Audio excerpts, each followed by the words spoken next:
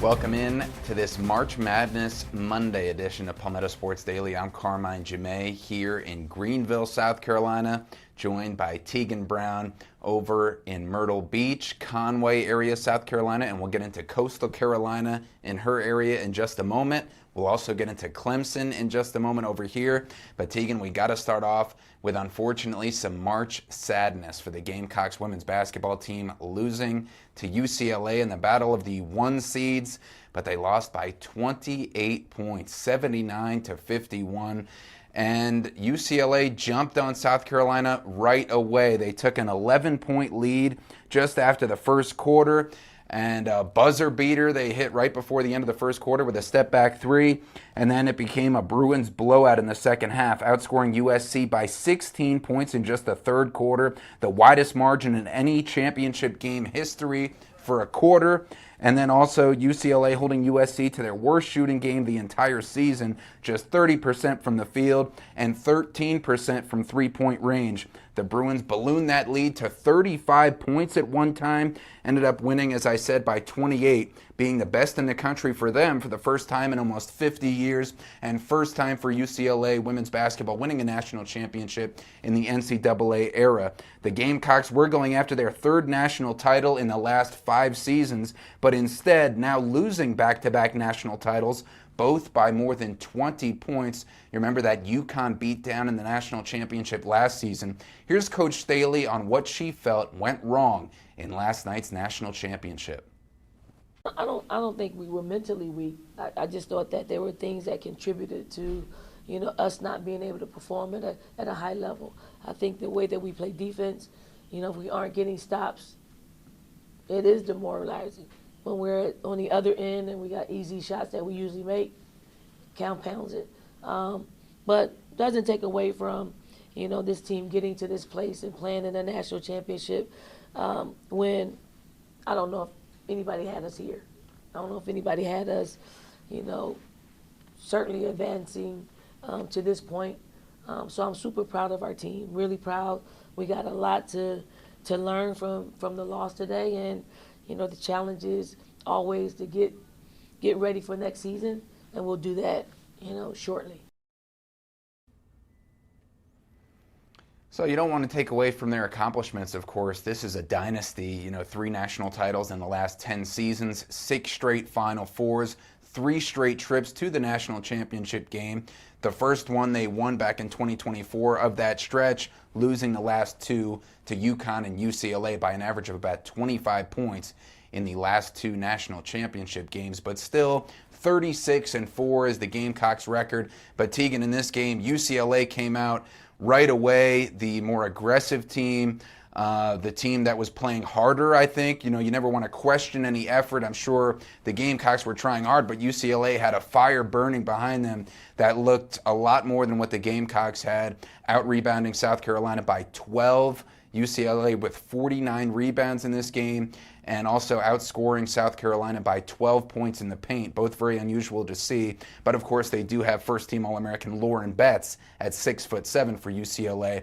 But what did you think about this game, and what did you think really went wrong for South Carolina, or how should we go from here? Yeah, I thought this was just a great game to watch, just not for Gamecocks fans. I think UCLA, like you said, just came out swinging. It really seemed like they wanted it, and they put that energy forward. Looking at each of the quarter breakdowns here, South Carolina got outscored 25-9 in that third quarter. So, whatever they talked about in the locker room during halftime didn't give the Gamecocks the spark they needed when they came out to get a little bit of energy out there. But also only, I believe, 2 Gamecocks players in double digits. Johnson with 14, and then McKeer with 11. Other than that, the players that we thought were really going to step up, like Joyce Edwards, only 8 points for her. So I'm not sure exactly what went wrong here after watching the way that the Gamecocks had played all throughout the rest of March Madness. That UConn game, Carmine, when we talked about this on Friday, both of us predicted UConn was going to win that game. We just didn't think that they would win by 20 like they did last year during the national championship. And then look at that. Dawn Staley and the Gamecocks proved us wrong, but then that national championship game just last year and this year has been a place where the Gamecocks just don't find that energy that they had in the games before that. Yeah, very unusual. I mean, you don't want to take anything away, like I said, from what they've done to this point, but pretty unusual to get beat by an average of 25 points in the national championship back-to-back years. Now, I will say, two great teams, obviously, in UConn last season and UCLA, which only had one loss all of this season.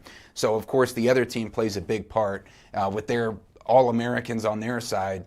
But I don't know, just a little strange to see such a wide margin of victory for the opposing team. But after the game, there was a really beautiful moment of comfort between the three-time Georgia High School State Championship teammates, Raven Johnson and Tania Latson, after they played their final game together as college teammates. Take a look at this. Man, it was a long ride. I'm actually really proud of Tania. She sacrificed so much just to come here. It's not the outcome that we wanted, but I'm really proud of her. I think she learned a lot by herself this season, and I think she learned, it's gonna prepare her for the next level. And I'm very excited to see her journey and where she goes next. Yeah, me too. I don't want to cry, but Nope. You're gonna make me.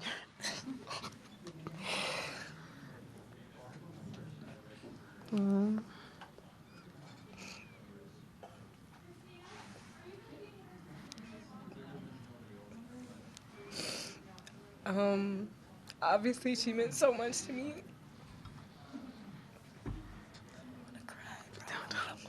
You're gonna make me cry.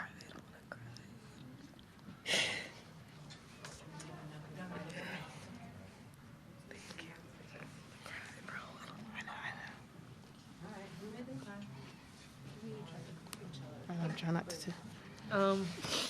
She meant so much to me, and I'm just super proud of her growth and everything that she overcame. She went through a lot of adversity, and when people counted her out, she kept her head high. I feel like Raven is a winner, and whatever WNBA team gets her is going to get a winner. She's a phenomenal teammate, and she's like a sister to me, so I'm just extremely happy for her. Maybe time for a couple more questions.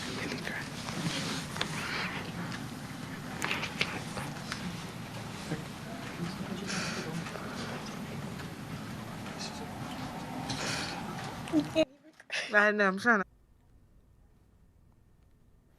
So very emotional moment there between Tania and Raven. Great to see that comfort. And Tania Latson, what a move she made after being the nation's leading scorer last season at Florida State, transferring to South Carolina, taking a lesser role. And then she had that moment of greatness in the NCAA tournament, leading the Gamecocks with 16 points and 11 rebounds in the semifinal. The Final Four win over UConn. That was awesome to see.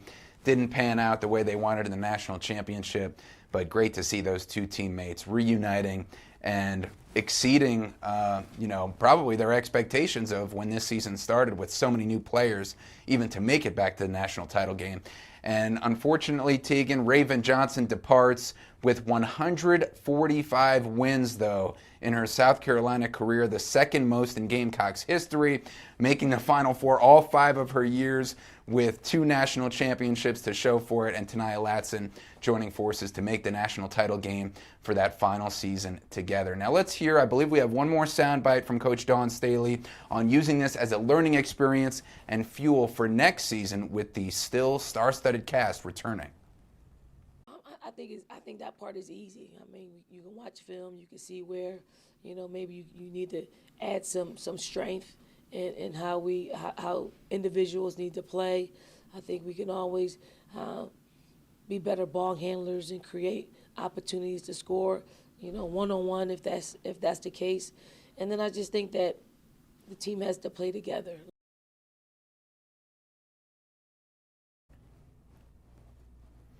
So you have a lot of great players who will be returning together. You have Tessa Johnson, sharpshooter. I thought they really should have gone to her more in this game, she was one of the few signs of life of the offense, especially in the half court, which I think is something that they need to look in the mirror and evaluate. When times get tough in the half court offense, what is our plan? Because it looked like there wasn't much of a plan in the UCLA game in this national championship and in the UConn game in last year's national championship. Of course, two great defenses they were going against, but who's our go-to player? What are we going to do on offense when we get stifled and the momentum's not going our way? But you have Tessa Johnson coming back, Agat McKeer, who had an incredible freshman year, only 3 double-digit scoring games in the regular season, and then double-digit scoring in all 6 of the NCAA tournament games. So she's coming on strong. And then you have several other returners, of course, Joyce Edwards, an All-American and All-SEC from right there in Camden as well. So Teagan, future looks bright, hopefully for the Gamecocks. We might see them make a 7th Final Four in a row next season. Yeah, I mean, I'm glad to see the cast of returners that they have. I think you mentioned this a little bit, but I just think they've got to have someone who is that go-to person. It's the same story that we talked about for Clemson men's basketball this year with some of the injuries that they face. Yeah. You know, you have to have somebody that you know will step up when you need to win these games. And, you know, it's tough to say that they've lost these last 2 national championships by 20-plus points, but they've got to, you know, figure out what they can do there. I think something that also stuck out to me from, you know, the championship game and from their weekend versus UConn and then versus UCLA was just the way that Dawn Staley talked about the UCLA coach yesterday after the game, just saying, you know, even though they lost, she was glad it was to a great human. And I know a lot of people on Twitter or X were talking about that interaction after Gino's response on Saturday to a handshake fiasco. And, you know, there have been multiple things floating out there about what exactly happened. Of course, he did put out that statement with UConn, but yeah, it was good to see just Dawn's response to the loss yesterday. She's, you know, one of the most talented coaches there is. She's one of the most humble people you can meet, so that was great to see. Yeah, it was a much different tone than, like you said, which is now, you know, several days past. We have not had a Palmetto Sports Daily to discuss the Gino and Dawn fiasco from Friday night, but we have a lot more on our website, especially ours as well, foxcarolina.com, and over at Teagan's website with WMBF too. But yeah, that was quite the topic to bring up after you lose in a national championship semifinal, and then you say, well, you didn't shake my hand at the appropriate time, even though there was another handshake that occurred. And then Dawn, you know, lost her mind, which, you know, she had a right to be upset as well after Gino brought that up. So, yeah, definitely a lot more coverage on our website. But Corey Close for UCLA, what a moment for her. 15 years at UCLA, the longest tenured coach at one location before winning a national championship to then win one in women's college basketball. So great to see. And we will talk about another one of our South Carolina basketball teams in a national championship right after this.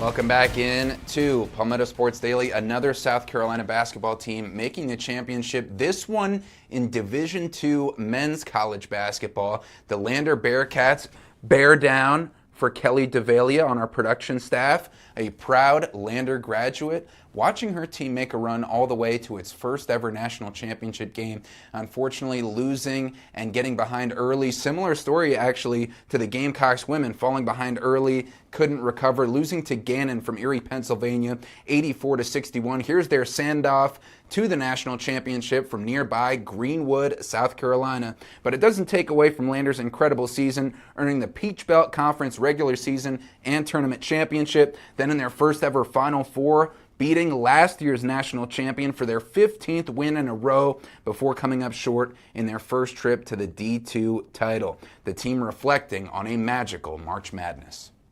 I'm super proud of my guys, man. Are you kidding me? 30 wins. They're amazing. They're amazing.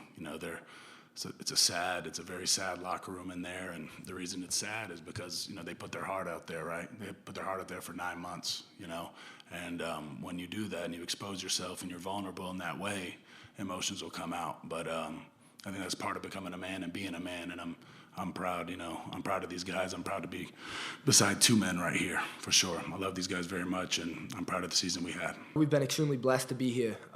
It's the cream of the crop of basketball, obviously with the NIT, D3, D2, and D1 all in the same place. We're excited to be here, and it was a great opportunity to put Lander on the map and put ourselves on the map at the same time. It was nothing short of legendary. I love these guys. We work day in and day out to get to this situation, and these guys, I'll go to battle for them anytime, any day. Like, I love them to death. Like, I don't know.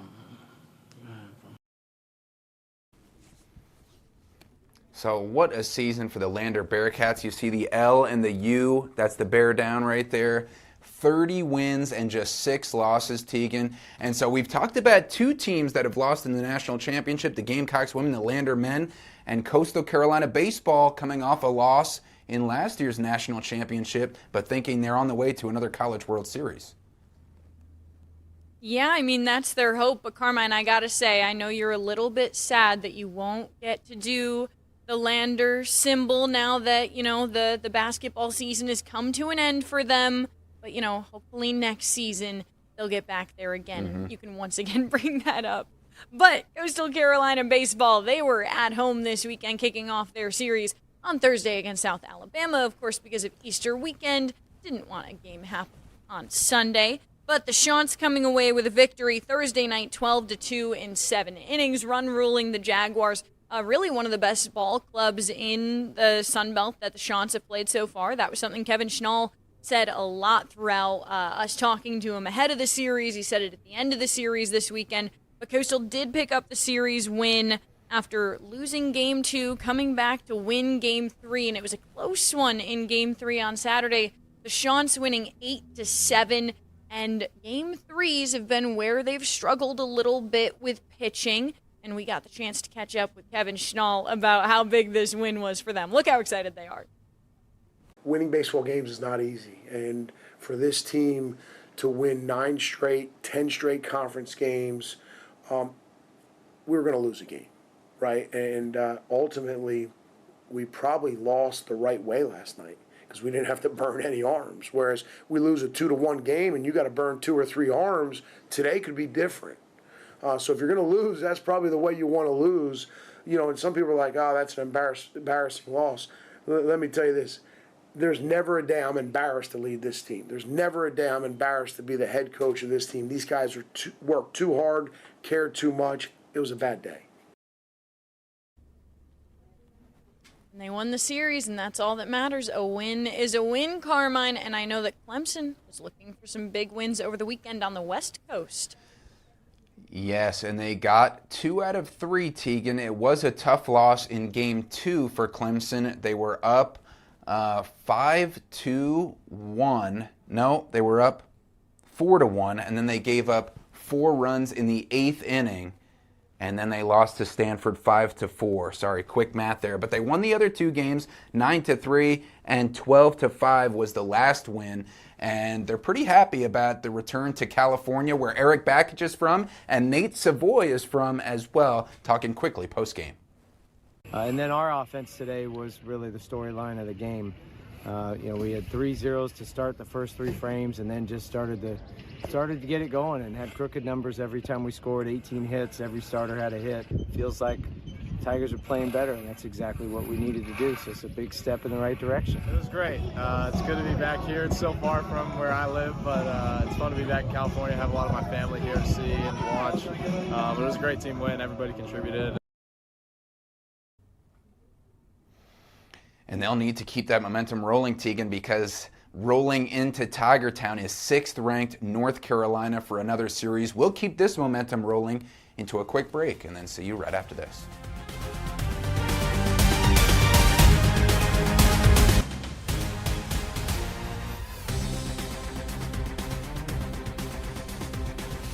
Welcome back to Palmetto Sports Daily, where we're talking the Charlotte Hornets because, Teagan, they've won 4 games in a row, and they're right on the cusp of making either the playoffs, which is the top 6 seeds in the Eastern Conference, or being in the play-in, which is teams 7 through 10, where you're fighting for your life in that first round, basically the wild card version, if you're talking NFL and MLB, to the NBA playoffs. And they got a tough test coming up in their last 3 games. They're at Boston, they're hosting Detroit, they're at New York. So 3 of the other top teams in the Eastern Conference that they can try to prove themselves against, trying to make a final push here for the Eastern Conference playoffs. Con Knippel falling behind Cooper Flagg as the favorite, his former Duke teammate, as Rookie of the Year after Flagg went 51 points and 46 points, I believe, or 45 points to score 96 in back-to-back games in total, which I think hasn't been done since Wilt Chamberlain. So not the best for Con Knippel's odds for Rookie of the Year, but still good odds for the Charlotte Hornets to finish this season strong, which is exactly what we'll try to do, talking some men's March Madness right after this.